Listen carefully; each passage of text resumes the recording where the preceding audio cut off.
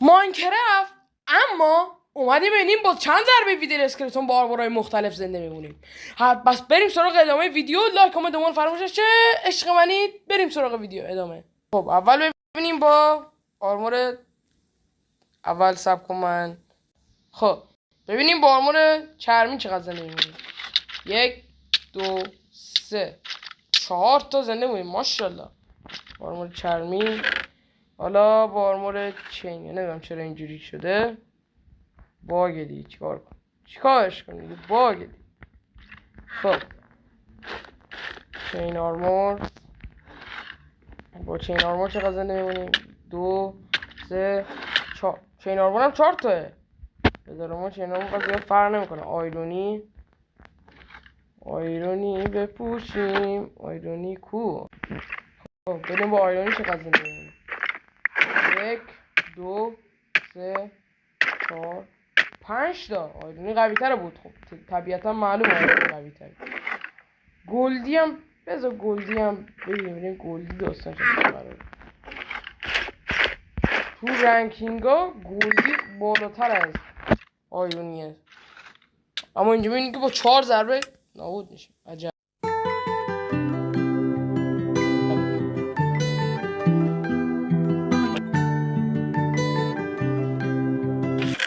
خب حالا میریم به دایمند. حالا نگین چیه، قول مرحله آخره. حالا دایمندی من میگم 10 تا.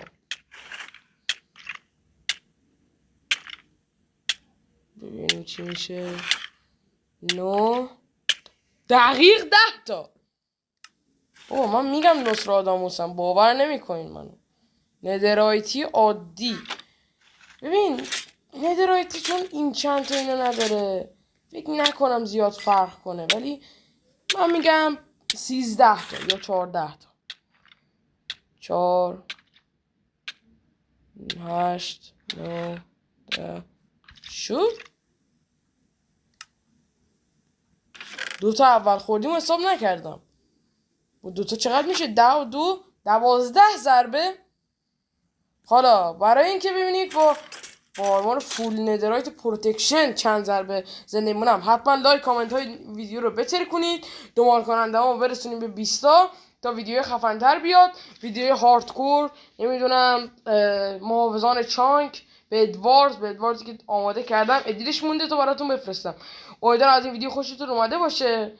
حتما لایک کامنت دنبال فراموش نشه. سابسکرایب ویدیو اصلا فراموش، همین اول کار سابسکرایب زنگوله کنارشو بزن تا من انرژی بگیرم ویدیو خفن تری بتونم براتون بسازم. پس بریم سراغ ادامه ویدیو. لیتس گو. خب ببینیم تو یوتیوب دیدم مرده گفت تو با 30 تا ضربه. حالا ببینیم چی میشه. ببینیم راست میگفته دروغ میگفته. حال میکنی نزدیکم ها.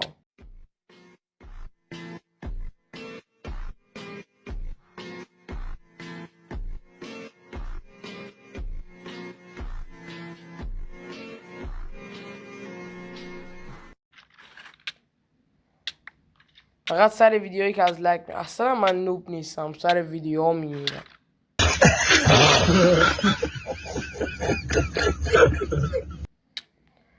هی ببینیم چند.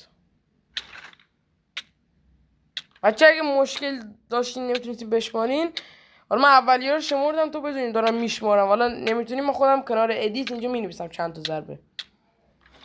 31 32 ضربه. چه مقاومتی داشت خودش. خب اینم دیدیم که اسکلتون با چند ضربه میتونه ناکارمون کنه. بچه‌ها امیدوارم از این ویدیو خوشتون اومده باشه. لایک و کامنت دنبال اصلا فراموش نشه. عشقای دل منید. بلو بای از ته دل میبوستتون. پس حتما لایک کامنت سابسکرایب و زنگوله کنار سابسکرایب حتما فعالش کنید تا هر لحظه ویدیو گذاشتیم سریع ببینید. شورت ویدیو رو نگاه کنید. عشقای چنل منید. گود بای.